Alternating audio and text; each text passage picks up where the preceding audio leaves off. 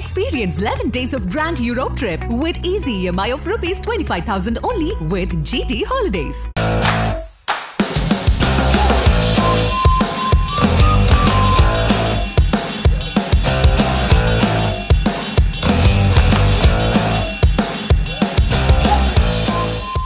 Comic book அப்படிங்கிறது வந்து comic book தாண்டி அந்த கிராஃபிக் நாவல் அப்படிங்கிற கல்ச்சர் வந்து எனக்கு தெரிஞ்சு இங்கிலீஷ்ல அதிகமா இருக்கு, பட் தமிழ்ல அதுக்கு அவ்வளவு தூரம் நிறைய இல்லைங்கிற மாதிரி பட்டுச்சு. அண்ட் அது இதுல கொடுத்த இந்த இனிஷியேட்டிவ் வந்து ரொம்ப முக்கியமா பாக்குறேன். ஏன்னா இந்த இருக்கிற குழந்தைகளுக்கு வந்து தமிழ்ல கிராஃபிக் நாவல்ங்கிறது ரொம்ப புதுசா இருக்கும்னு தோணுது.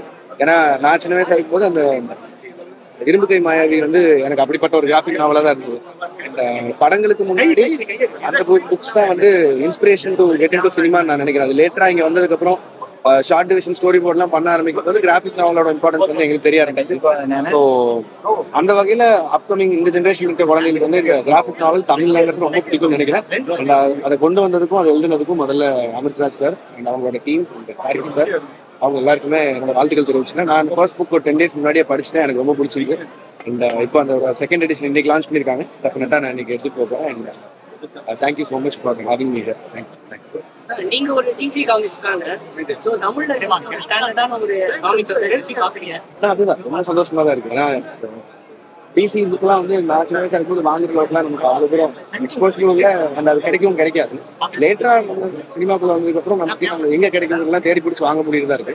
ஸோ அதான் இரும்பு மாயாவி அப்புறம் மூமுடி வீரன் இதெல்லாம் தவிர நமக்கு ஒன்றும் பெருசாக அது தெரிஞ்சதே இல்லை. அதுவுமே லேட்டர் ஸ்டேஜில் ஒரு 9th 10th வந்ததுக்கப்புறம் அந்த புக்ஸ் எல்லாம் அவ்வளோ தூரம் பப்ளிஷ் ஆகுதுன்னு நினைக்கிறேன். ஸோ அதுதான் எனக்கு தெரிஞ்ச ஞாபகங்கள் இருக்கு. மற்றபடி எனக்கு கிராஃபிக் நாவல்லாம் நிறைய அவ்வளோ இல்லை. அதுக்கப்புறம் அந்த லேட்டர் ஸ்டேஜில் இந்த பிக் பபுள் சீவிங் கம்பெனிலாம் வந்து ஒரு கிராஃபிக் நாவல் கொடுத்துருந்தாங்க. ஸோ அவ்வளோ தூரம் அதை ஃபாலோ பண்ணி வாங்கிட்டு தான் இருந்தேன். பட் லேட்டரா அது இல்லை. பட் தமிழ்ல இப்போ வரதுங்கிறது பெரிய இனிஷியேட்டிவா தான் நான் பார்க்குறேன். இந்த குழந்தைக்கு ரொம்ப பிடிக்கும். காமிக்ஸ்ல இருந்து படங்கள் நிறைய வந்துட்டு இருக்கு. இந்த காமிக்ஸ் படமா வாய்ப்பு ஐடியா இல்லை, அது எல்லாமே ஃபியூச்சர் தானே. இப்போ லான்ச் பண்ணியிருக்காங்க. இது முதல்ல அதாவது இது வந்து எவ்வளவு தூரம் இதுக்கான வரவேற்பு மக்கள்கிட்ட இருக்குங்கிறது அவருக்கும் தெரியணும்.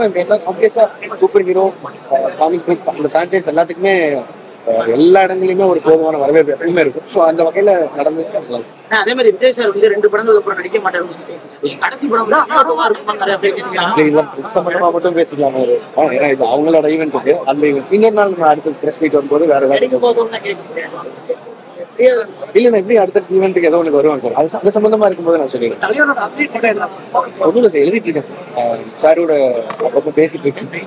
இன்னும் கொஞ்சம் எழுத வேண்டியிருக்கு, நிறையா இருக்கு. ஸோ இன்னும் 2-3 மாசம் ப்ரீ ப்ரொடக்ஷன் டைம் இருக்கிறதால இப்போ ஃபுல் கான்சன்ட்ரேஷன் எழுதுறேன். அதனால தான் நான் வெளியில வரதில்லை. இந்த நிறைய பேர் என்ன ரீச் அவுட் பண்ண ட்ரை பண்ணியிருந்தாங்கன்னா நான் ஃபோன் யூஸ் பண்றதுக்கு நிறுத்திட்டேன் ஒரு 1.5 மாசமா.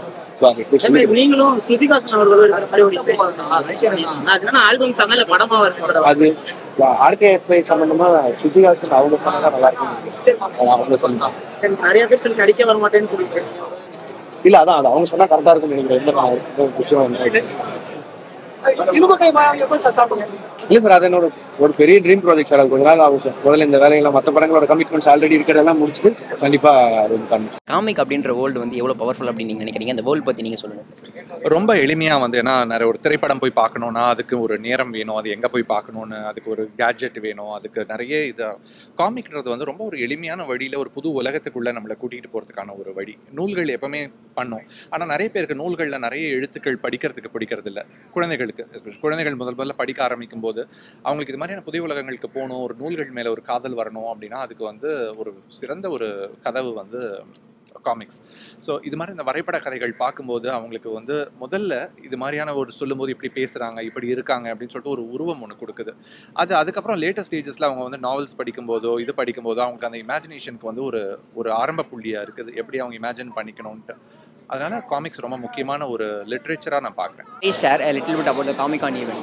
Okay, the Comic-Con event is really nice. I think this is my 3rd time coming to Comic-Con and I'm very excited because I think this is my first time coming to Chennai and the Comic-Con here is very nice and people are very, very, very good. Okay, how much did you love the comic characters of Marvel, DC or any other comics? To be honest, I'm a simp for Marvel and I've been reading Marvel comics forever. Like when I was this young and now I'm like a collector of all Marvel comics and DC comics. So I'm a Marvel fan and I'm also a DC fan. Which one is your most favorite character in Marvel and DC? It would be for Marvel it would be Spider-Man and Moon Knight. And from DC, it would be, let me think. I do love Batman.